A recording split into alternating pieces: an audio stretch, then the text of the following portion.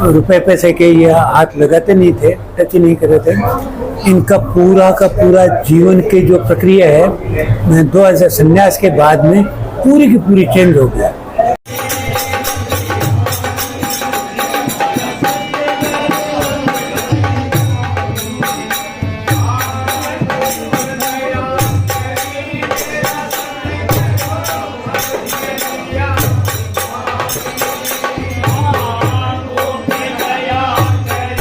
Uncle जी बताइए, बाल्य अवस्था में कैसा स्वभाव था, कैसा नेचर था, कब उनका जन्म हुआ? कितने भाई बहन थे, क्या था इनका जीवन परिचय बचपन का?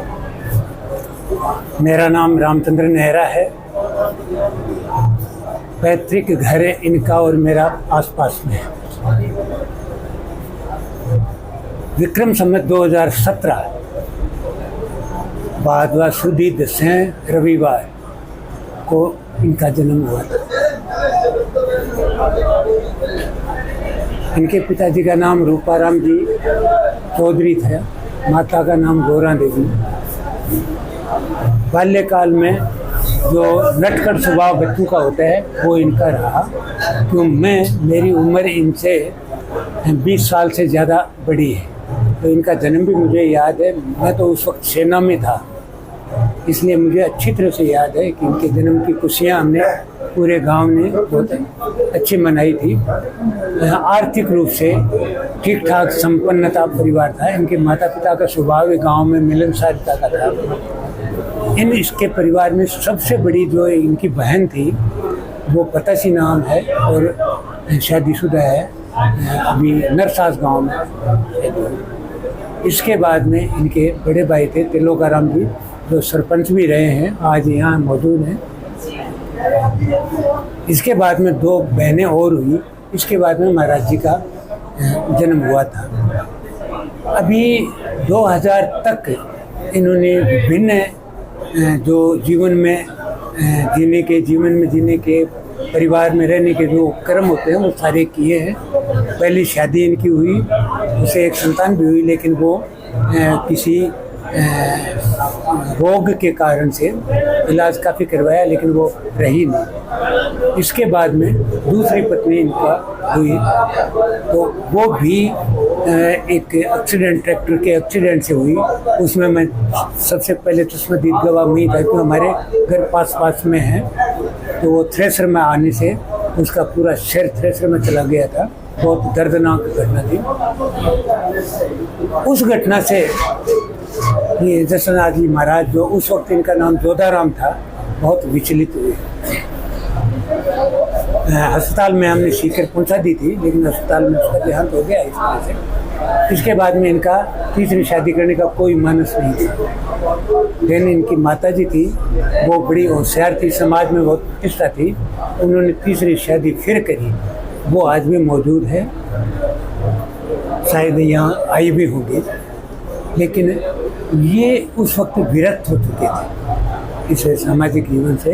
इन्होंने गल्फ कंट्रीज की यात्रा भी करी, पैसा भी कमाया, परिवार को सुदृढ़ भी किया, लेकिन इन घटनाओं का बहुत बुरा असर पड़ा। लगभग 2000 में इनका हीरानाथ जी महाराज यहाँ डूलोद में थे, तब उनके दर्शन तो मैंने भी किए हैं, लेकिन यहाँ के हीरानाथ जी को, तो हीरानाथ जी के प्रति इनकी बहुत श्रद्धा थी। आते जाते थे, इनके घर भी आना जाना था, तो इनके पास ही आए और 4-6 महीने इनके यहाँ रहे। इनसे दीक्षा भी प्राप्त करी, ऐसा जसनाथ जी ने बताया। तो जसनाथ जी का मेरा संन्यास लेने के बाद में बहुत घनिष्ठता का हुआ। अभी 3 दिन पहले मेरी टेलीफोन पे बात भी हुई है, लेकिन ये कल्पना नहीं थी। कल हमारे यहाँ दुर्गा पूजा का प्रोग्राम हो रहा है गांव में, उसमें मुख्य अतिथि इनवाइट थे, लेकिन विधि को कुछ और ही मंजूर था।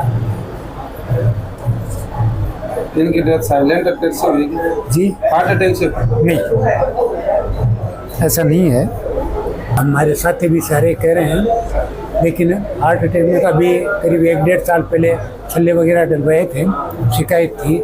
लेकिन आज जो इनकी देहांत हुआ है, जो गोलोक प्रवास किया है इन्होंने, उसका कारण सांस की रुकावट हुई है। अच्छा। और ये 1 बजे तक ठीक थे, रात को 1 बजे तक ठीक थे। मेरे साथ में इनका ताल्लुकात बहुत अच्छा रहा है। इनके ऊपर मेरी एक किताब भी लिखी हुई है। इनका जो मुंडवाड़ा दूसरा स्थान उसमें शायद उपलब्ध होगी कहीं, सोनार धरती नाम से है। तो उसमें रात को कहीं जागरण था तो इनके सारे शिष्य वगैरह उस जागरण में गए हुए थे। समाचार दिया कि महाराज को कुछ शिकायत हो रही है, तो आए हैं, लोग बाग जोड़ के गाड़ी में बैठे हैं और सीकर ला रहे थे। रास्ते में सांस टूटी है, तो फिर अस्पताल जाने की दरकार नहीं। जब तो आदमी का सांस बंद हो जाता है तो फिर कहीं ले जाओ थे। तो फिर इन्होंने संपर्क भी है कई जगह कि वापस मुंडवाड़ा जाएँ या यहाँ। तो ये स्थान बड़ा है, उपयुक्त है, और ये इनका मुख्य था, ये पुराना था, इनके गुरुजी का था। तो लोगों ने विचार भी ऐसा किया कि भाई समाधि तो गुरुजी के पास लगे तो ज़्यादा उपयुक्त है। तो फिर सीधे मुंडवाड़ा में जा करके यहाँ आ गए। 3 बजे के लगभग मेरे पास भी टेलीफोन गया है। ठीक है, तो इनकी जो जीवन यात्रा ऐसी रही। संन्यास लेने के बाद में पूरा देश का भ्रमण भी किया, नंगे पाँव भी रहे हैं, और रुपए पैसे के ये हाथ लगाते नहीं थे, टच नहीं करते थे। इनका पूरा का पूरा जीवन की जो प्रक्रिया है 2000 संन्यास के बाद में पूरी की पूरी चेंज हो गया, पूरी एकदम महान परिवर्तन हुआ है। पहले जितने अवगुण होते हैं वो सारे थे, जो एक इंसान में अवगुण नहीं होने चाहिए वो सारे थे, खुद स्वीकार करते थे, बैठते थे।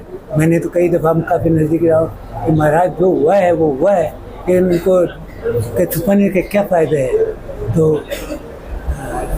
बिल्कुल ये स्वीकार करते थे। और इसके बाद में परोपकार के जितने भी काम कहीं भी आए हैं उसमें अग्रणी भूमिका निभाई है। और गांव में ये 20-22 साल हुए संन्यास, तो हमारे गांव में इनकी ज़बरदस्त प्रतिष्ठा पुनः स्थापित हुई है।